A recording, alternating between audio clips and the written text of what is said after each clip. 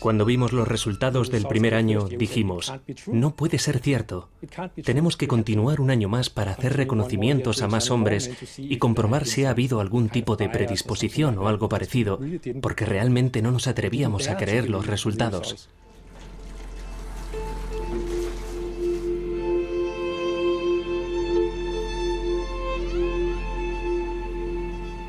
Nosotros nos llevamos el susto los 2 primeros años. Aplicamos las sustancias químicas en unas concentraciones increíblemente bajas, 1 parte por billón. Se produjo inversión sexual. Dijimos, no puede ser, hay algún error. Lo repetimos al año siguiente y obtuvimos los mismos resultados.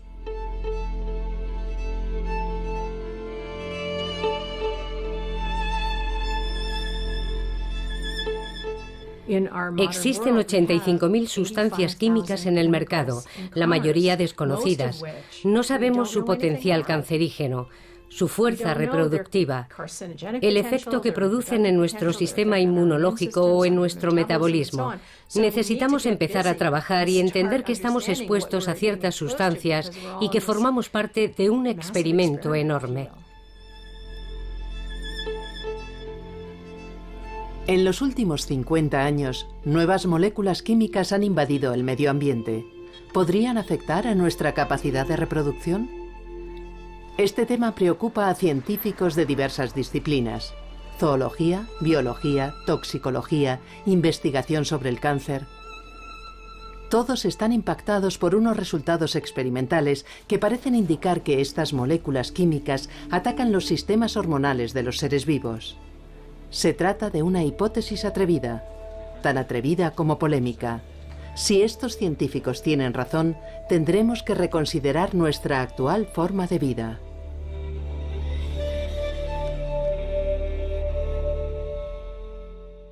Desde mi punto de vista, los problemas de salud de la reproducción masculina y de esterilidad a los que nos enfrentamos ahora son tan importantes que pueden considerarse tan trascendentes como el calentamiento global.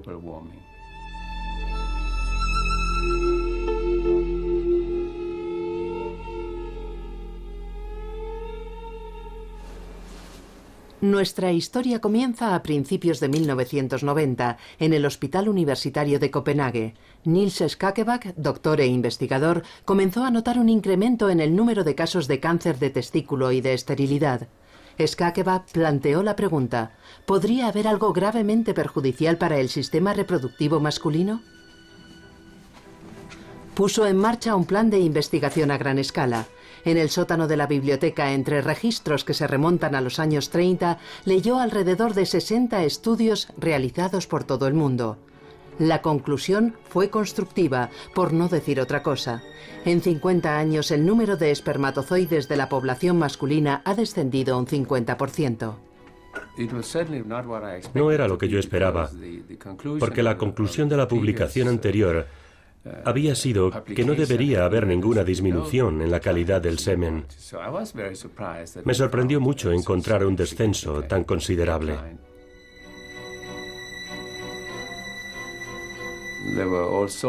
Surgieron todo tipo de polémicas.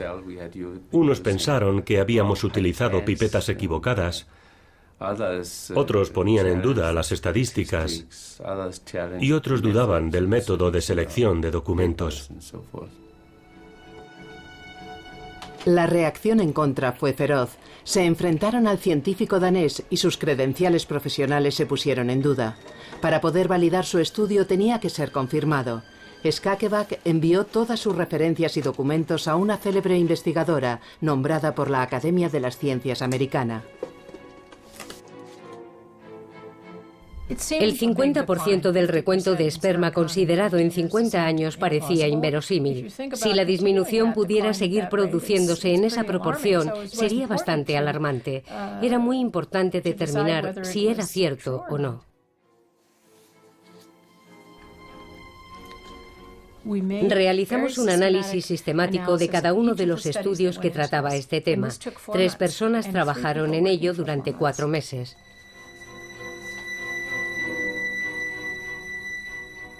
Fue sorprendente que después de todo este trabajo y de todo lo que hicimos, llegáramos casi exactamente a la misma conclusión en relación a la disminución total que se había publicado.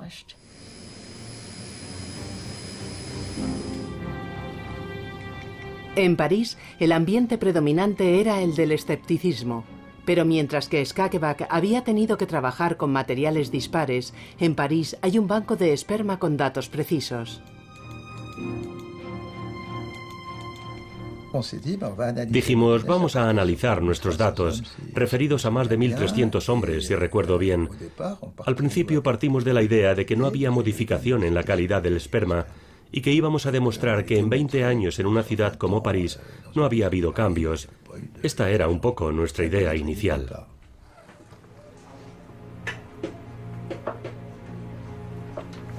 Los donantes parisinos tienen unos antecedentes similares y son padres de al menos un hijo.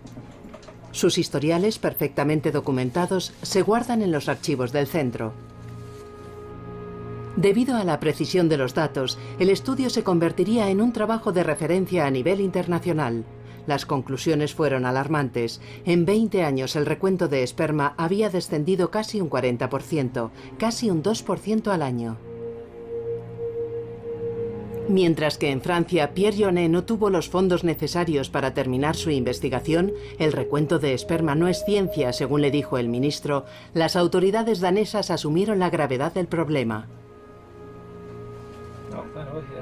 El descenso en el recuento de esperma demostró ser un fenómeno en desarrollo y la capacidad total de la población para reproducirse estaría en juego. En 1996, los daneses lanzaron un programa de observación utilizando 400 voluntarios por año.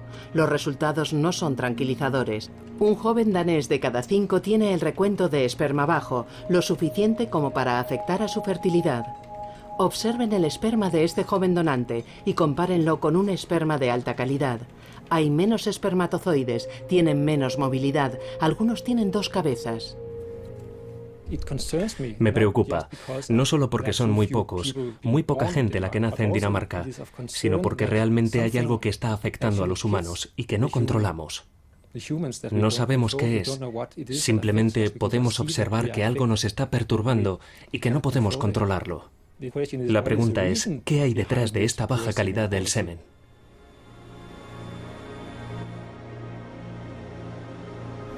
¿Por qué esta baja calidad del semen?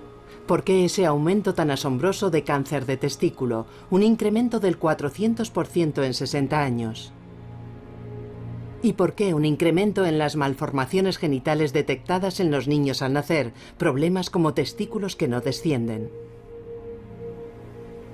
Niels Skageback piensa que estos 3 fenómenos podrían estar asociados. Su análisis se basa en el descubrimiento más inquietante que ha hecho. En los tumores cancerígenos de los testículos de un adulto ha encontrado células similares a las células de un feto. Es como si algo hubiera detenido su desarrollo en el útero materno. Por tanto, podría existir una relación entre estos desarrollos atípicos, aquellos que tienen lugar en el nacimiento y los que ocurren en la madurez. En danés utilizamos la expresión la caída de la moneda. Significa que de repente puedes tener una visión global de una situación. Con esta visión general, lo que pudimos apreciar fue que tanto el cáncer de testículo como la esterilidad masculina, los testículos no descendidos, así como algunas anomalías del desarrollo de los genitales, que llamamos hipospadias, pueden tener un origen común en la etapa fetal. El cáncer, la baja calidad del semen y los trastornos en el desarrollo genital podrían ser parte de un síndrome que Skageback denomina TDS, síndrome de disgenesia testicular. Richard Sharp ha estado trabajando con Skageback durante 30 años en la teoría TDS. Sharp precisa el origen del síndrome en el periodo fetal e insiste en el papel crucial que juegan las hormonas durante este periodo.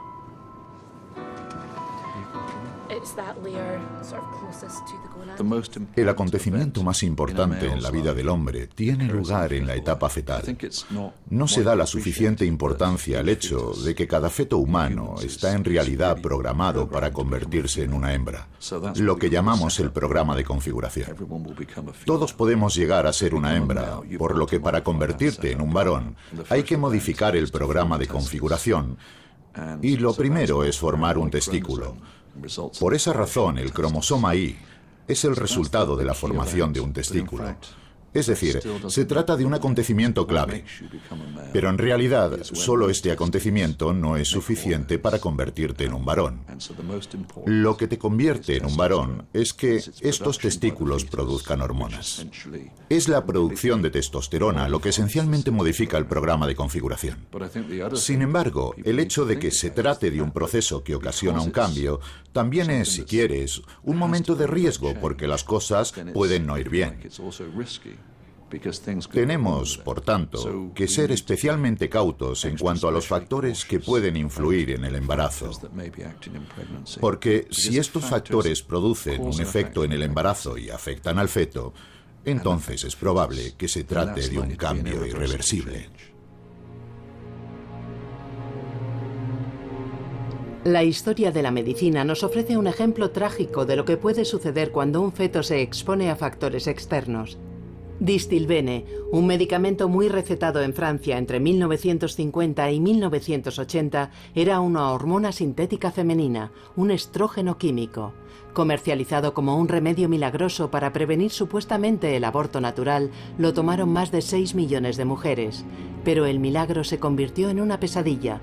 En la madurez, las personas expuestas a este medicamento en el útero materno desarrollaron malformaciones en el sistema reproductivo, algunas veces incluso cáncer. Era la primera vez que los médicos se enfrentaban a los efectos a largo plazo de una molécula química. Las madres habían tomado Distilbene, pero las víctimas eran sus hijos. Si una hormona sintética como Distilbene pudo tener un efecto tan acusado en el sistema reproductivo de aquellos que estuvieron expuestos a ella en el útero materno, ¿podrían existir otras moléculas con efectos similares? ¿Podría ser que las madres de los jóvenes daneses que recurren a un tratamiento médico hayan estado también expuestas inconscientemente a algún peligro externo? Tiene que deberse a una causa genética o medioambiental. No hay más posibilidades. Un cambio tan dramático en el patrón de una enfermedad en un periodo tan corto de tiempo solo se puede deber a factores medioambientales, incluyendo la forma de vida.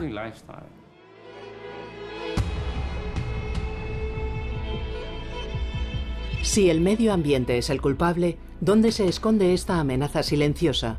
Curiosamente, de la investigación con animales salvajes surgieron preguntas similares a las planteadas por los investigadores daneses.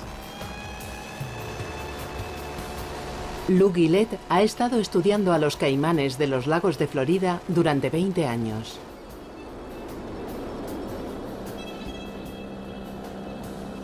Antes de convertirse en la bestia feroz que reina en estas aguas, el caimán es una criatura frágil protegida por un fino cascarón. Mientras observaba estos huevos, Lou Guillet se dio cuenta de que un mal insidioso minaba el reino de los caimanes.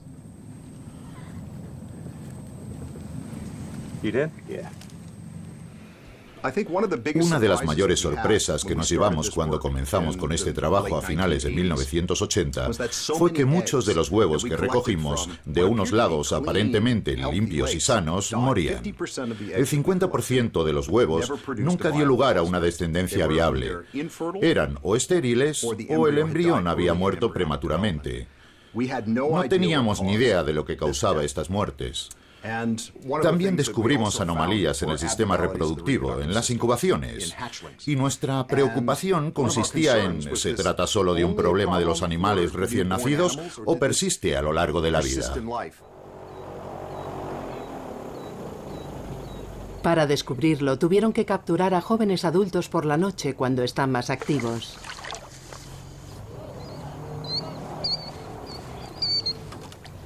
Lou Guillet capturó caimanes recién incubados que padecían anomalías y midió su nivel de testosterona, la hormona vital para el correcto desarrollo de los machos. El nivel era irregularmente bajo. ¿Puede un caimán macho desarrollarse correctamente con un nivel tan bajo de esta hormona? Junto con otras muchas pruebas, Gillette midió el tamaño del pene de los jóvenes caimanes. Descubrió que la mitad de los caimanes macho del lago Apopka tenían un pene con un tamaño un 25% más pequeño de lo habitual.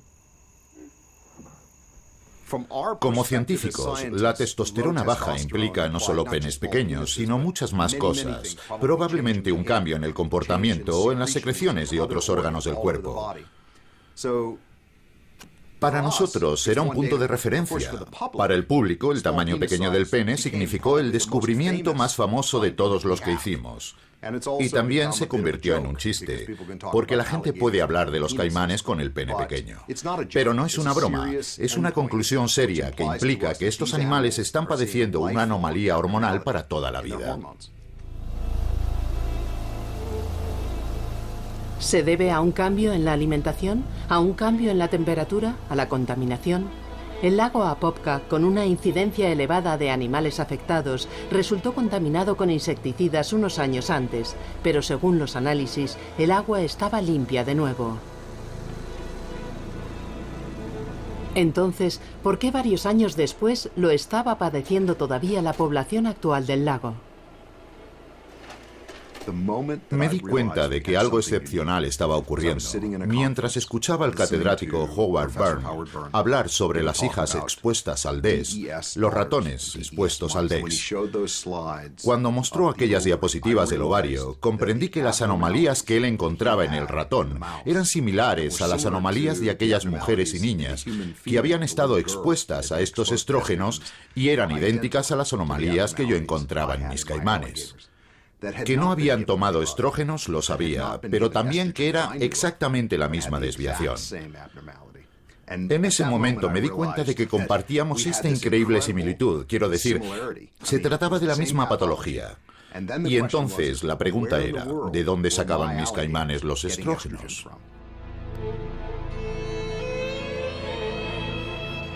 Gillette encontró residuos de pesticidas acumulados en los cuerpos de los animales. ¿Podrían estos pesticidas tener un efecto similar a los estrógenos?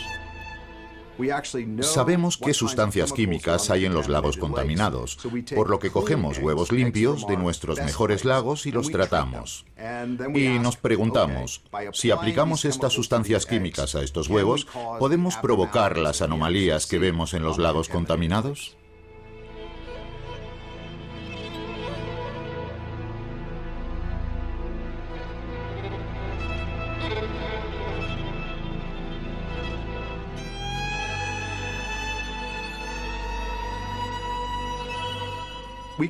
Es posible demostrar que aplicando estos compuestos podemos alterar el desarrollo del pene y de los testículos. Si damos estrógenos en concentraciones muy bajas a las hembras, alteramos el desarrollo de los ovarios. La posibilidad de exponer a los embriones en desarrollo a bajos niveles de sustancias químicas es lo que me preocupa tanto.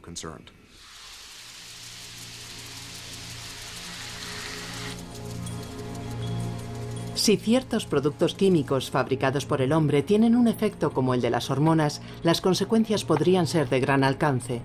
En la naturaleza hay rastros de distintas sustancias contaminantes. ¿Podrían estar afectando a todo el ecosistema?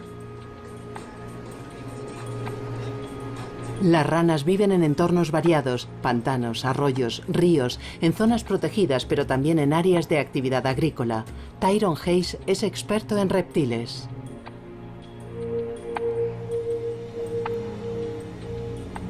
Hayes, a petición del grupo farmacéutico y químico Syngenta, probó en ranas de todo el mundo la atracina, el herbicida mejor vendido de este grupo.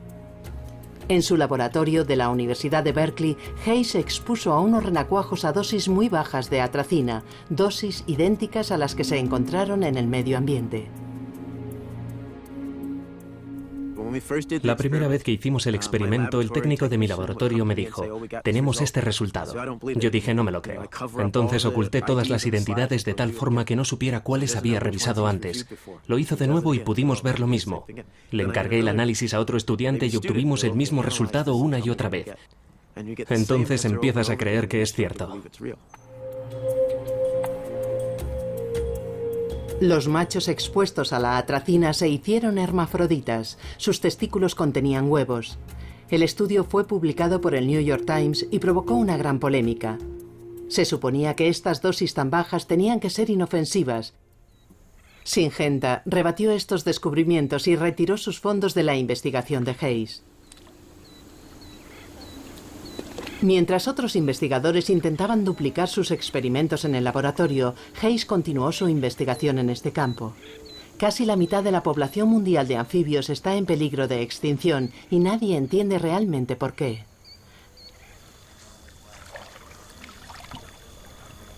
Después de haber recorrido miles de kilómetros de agua en cientos de charcas y arroyos, Tyrone Hayes ha descubierto algunas pistas. Tened cuidado, no hagáis ruido.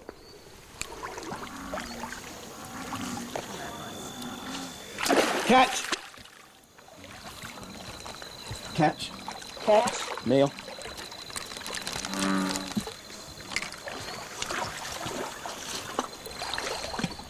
Recoge ranas de todas partes como muestras y compara las zonas limpias y las contaminadas para intentar establecer correlaciones entre el grado de polución y las anomalías.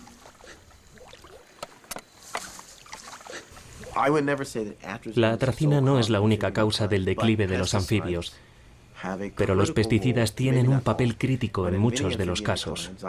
Los datos sugieren que la exposición a los pesticidas puede hacer a un ser vivo más vulnerable a las anomalías reproductivas.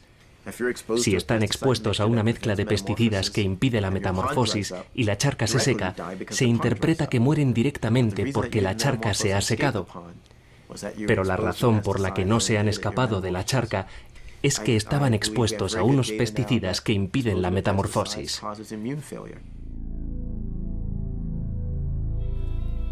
Ranas, caimanes y también tortugas, peces, pájaros. Los observadores de la fauna de todas partes están descubriendo deficiencias en los órganos sexuales, descensos en los índices de fertilidad, trastornos en el comportamiento. En los animales afectados, las concentraciones de hormonas son anormales. Parece como si el sistema endocrino estuviera invadido por moléculas químicas.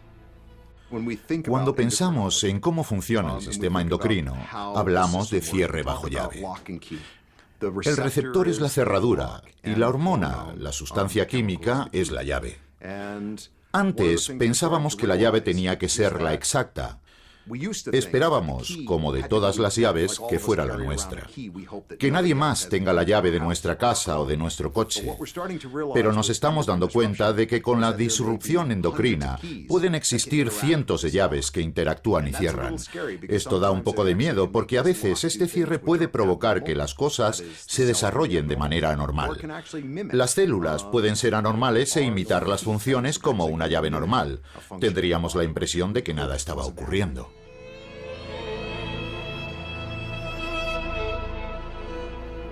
¿Hasta qué punto podría influir el efecto de las disrupciones endocrinas en el descenso del número de muchas especies animales? Cada vez hay más estudios que demuestran que esto es así, y en todo el mundo, hombres y mujeres, estamos expuestos a los mismos productos. Aunque podríamos pensarlo, los humanos no somos diferentes del resto de los animales.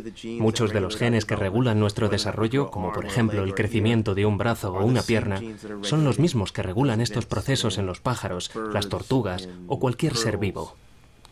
Las hormonas que producimos, como la testosterona, los estrógenos, las hormonas de la tiroides, son las mismas que producen los peces, las ranas. Entonces, si observas estos efectos en cualquier tipo de especie animal, ¿por qué no esperamos que puedan ocurrir en los humanos? La exposición podría ser diferente. No nadamos en el agua como un pez, pero podríamos beber esa misma agua.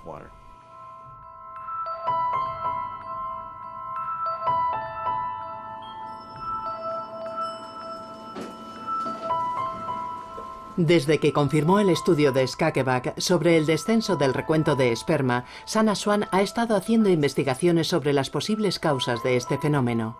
Pensó que si el medio ambiente jugaba un papel en esto, entonces las diferencias geográficas debían existir.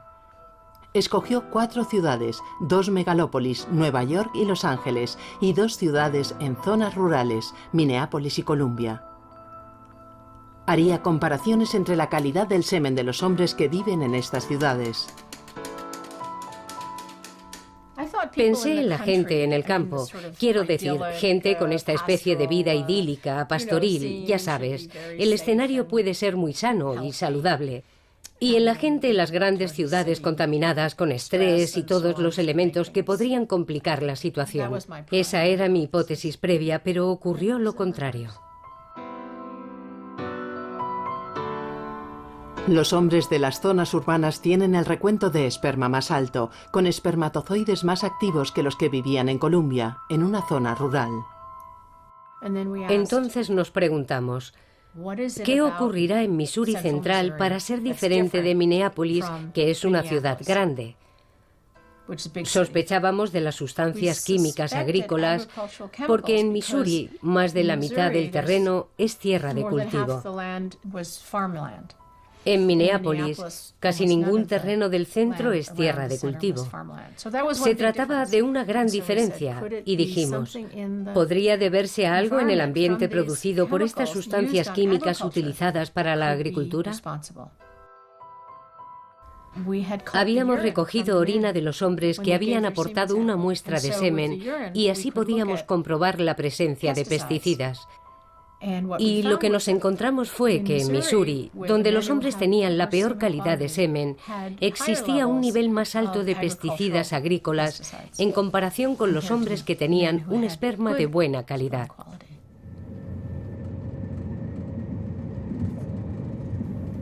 Durante muchos años, los pesticidas han sido el principal objetivo en la investigación de las disfunciones endocrinas. ¿Pero son los únicos responsables? La respuesta llegaría, como suele suceder en la ciencia, de una forma accidental. Esta casualidad demostraría que las disrupciones endocrinas han invadido nuestra vida cotidiana y se han instalado donde nunca nadie se habría atrevido a imaginar.